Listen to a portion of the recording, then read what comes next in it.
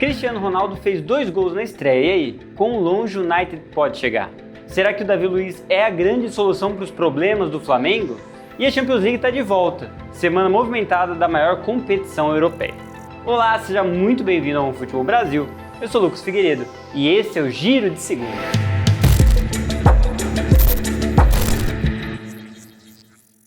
Não dá pra falar de futebol nessa segunda-feira sem falar de Cristiano Ronaldo e o show que foi sua volta no Manchester United nessa manhã de sábado, né? A estreia foi bem feita, nada comparado com o ridículo que fizeram com o Messi no PSG. O CR7 iniciou o jogo, marcou 2 gols e mostrou que com 36 anos de idade ainda se garante como referência em qualquer time do mundo. Mas e agora, né? Como realmente vai atuar o robozão nesse time e o que a gente pode esperar do Manchester United para essa temporada? Será que mudou mesmo o nível?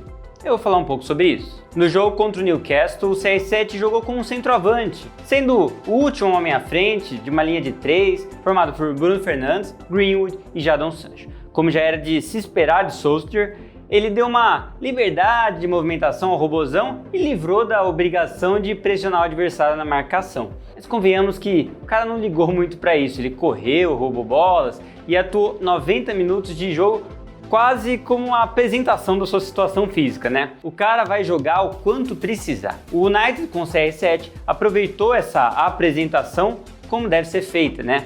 Uma real apresentação de um jogador. Dá bem pra gente comparar o que aconteceu com o Messi. O Messi estreou em um jogo fora de casa, algo que já é meio complicado, e entrou apenas 20 minutos de jogo, justamente no lugar do Neymar.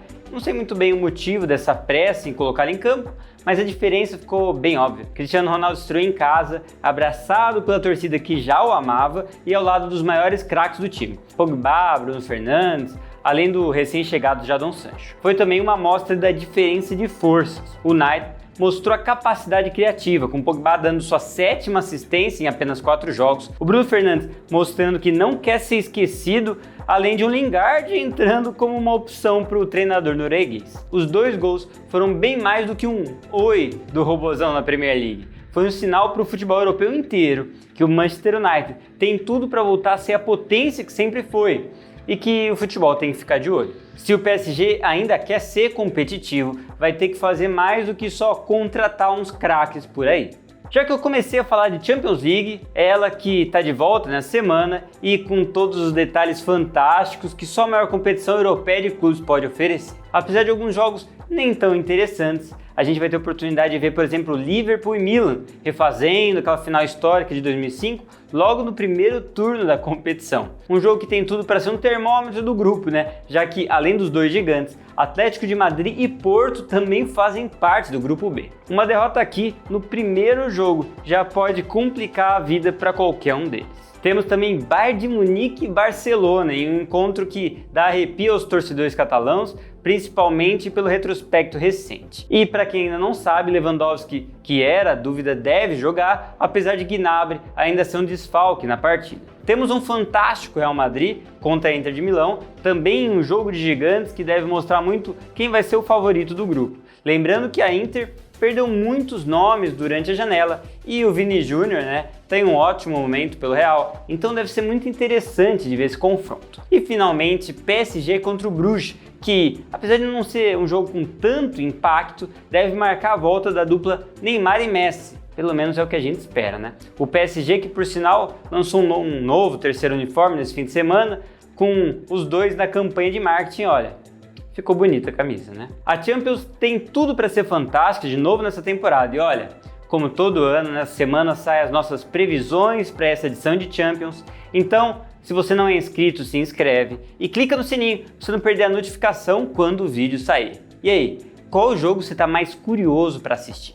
Vamos voltar para o Brasil e falar da final do Brasileirão Feminino, que aconteceu ontem à noite. Olha, foi um bom jogo de uma final que já era bem antecipada, né, entre Corinthians e Palmeiras. 2 dos grandes projetos do futebol feminino chegaram para se enfrentar em 2 jogos pela taça do principal torneio nacional. Essa primeira partida foi no Allianz e aquele famoso momento onde os times têm muito medo de perder e um pouco maior, né, do que a vontade de ganhar. Marcação forte, os times tentando não se expor. Mas o Corinthians foi melhor, chegou a marcar no primeiro tempo o gol da Adriana, que foi anulado pelo VAR por impedimento. Já na segunda etapa, Com os times um pouco mais soltos, o Corinthians ainda foi melhor em campo. Gabi Portillo abriu o placar, o que obrigou o Palmeiras a correr atrás do prejuízo, mas o jogo acabou terminando assim mesmo, aquele 1-0 com um gostinho que poderia ter sido um pouco melhor, né? A segunda partida da final acontece dia 26 na Neoquímica Arena, o último domingo do mês, às 8 horas da noite, então ó, você não pode perder porque vai ser decisivo.